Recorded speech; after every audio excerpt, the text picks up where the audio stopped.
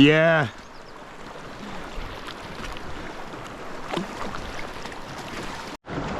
Well, hello friends, how are we doing today? I know, what are these strange things in the water? What is going on? I know.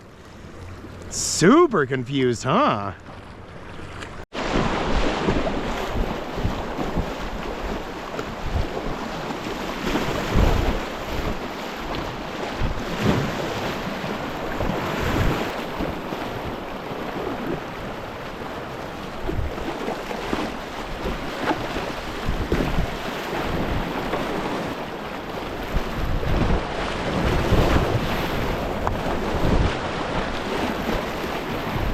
It's a little chunky. It's not quite granite. It's like granite that's metamorphosed a little bit.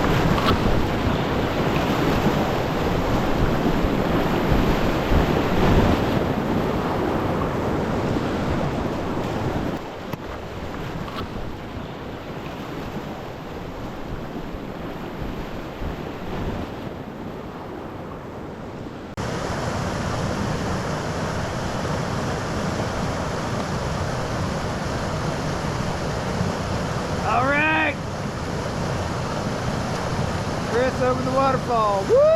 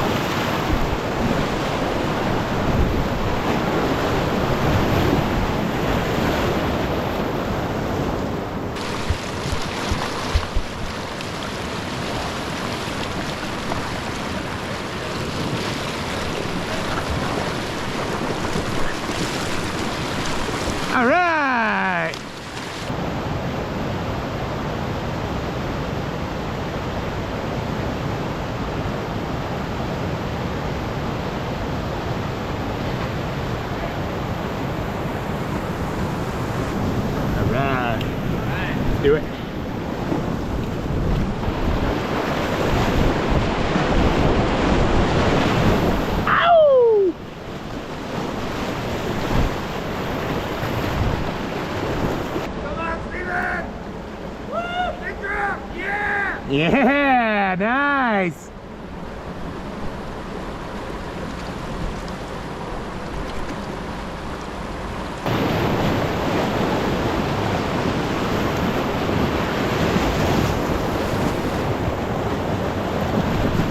Whoa.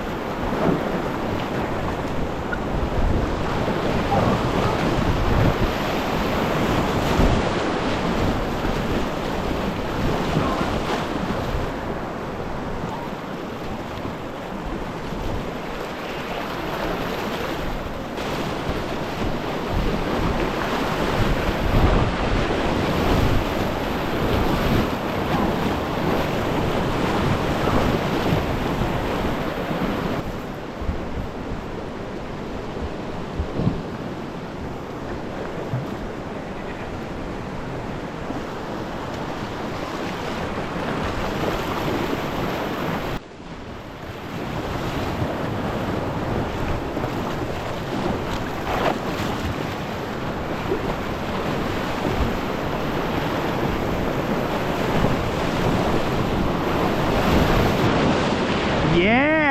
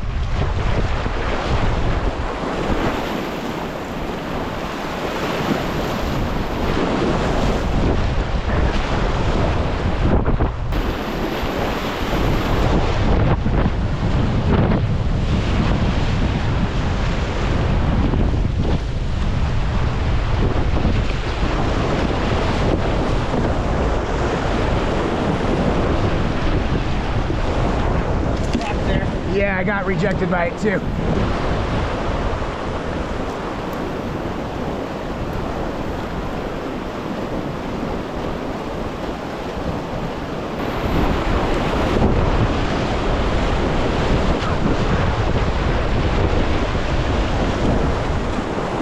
Oh, sorry, bro.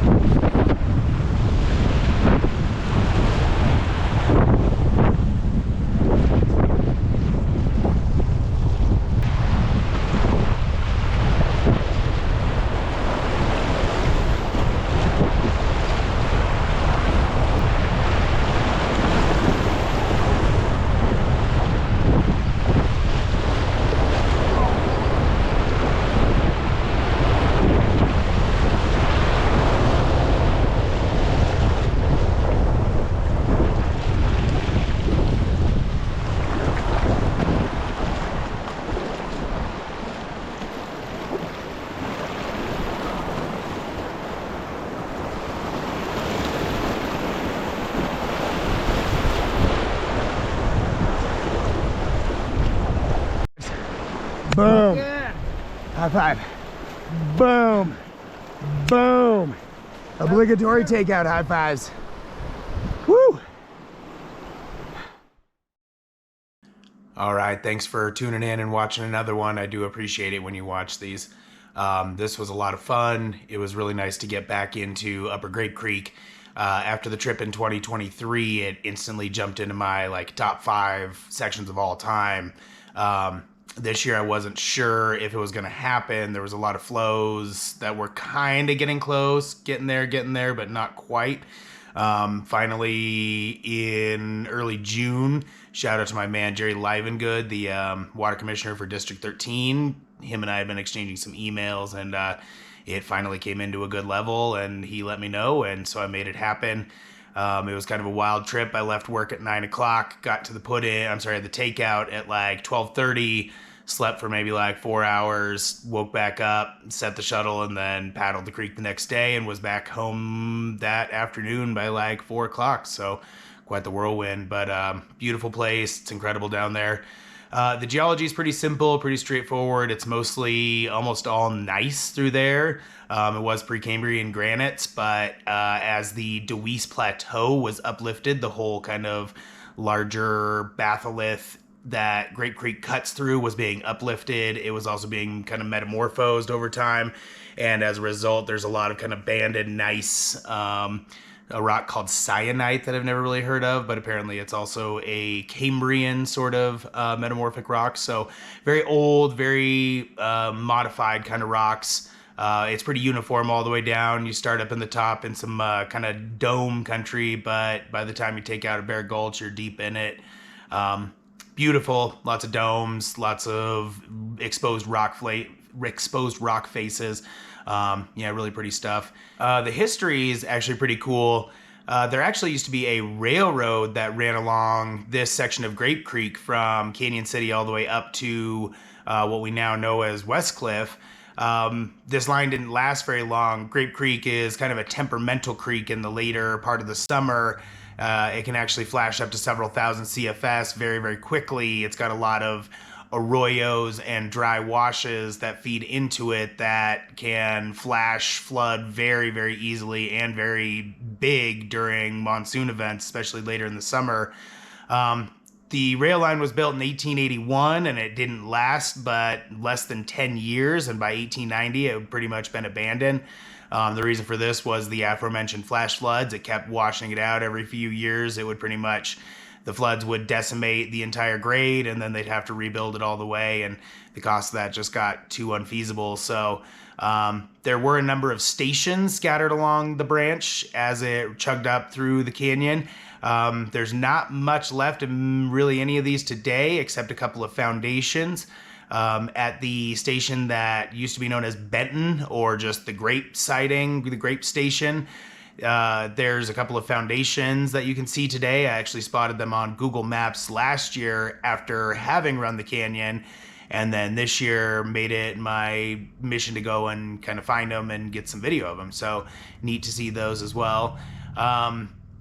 Beyond that, after the railroad left, there really wasn't much activity, and it's kind of just fallen into wilderness and remote, beautiful canyon status since then. Just one more thing to note with Grape Creek is in regards to the biology, the fishing in Grape Creek recently has actually been really good. The creek has kind of alternately been at times subject to the flash floods like I talked about, and has suffered critical fish habitat loss periodically due to sediments being washed into the creek and in the corridor.